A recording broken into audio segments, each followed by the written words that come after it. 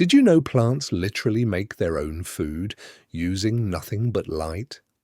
This amazing process is called photosynthesis, and it powers almost all life on Earth. Let's break down exactly what plants need to make this happen. First, plants need light, usually from the sun, as their energy source.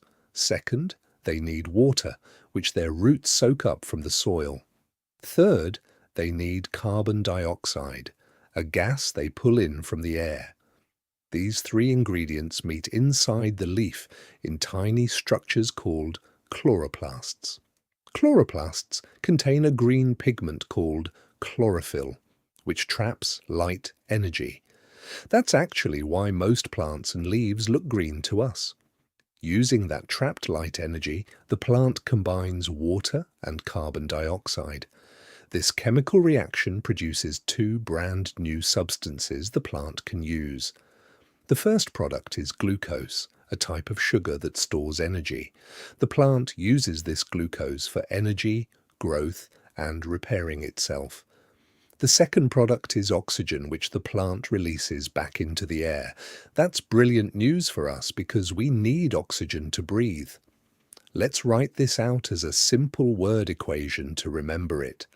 Carbon dioxide plus water, using light energy, makes glucose plus oxygen. This happens mainly inside the leaf, which is perfectly designed for the job.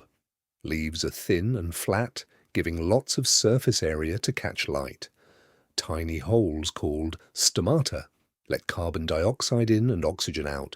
Veins inside the leaf carry water in and glucose out to the plant. So photosynthesis needs light, water, and carbon dioxide to work properly. Without enough light, photosynthesis slows down or stops completely. That's why plants grow towards windows chasing the light they need. Photosynthesis isn't just important for plants, it's vital for every living thing.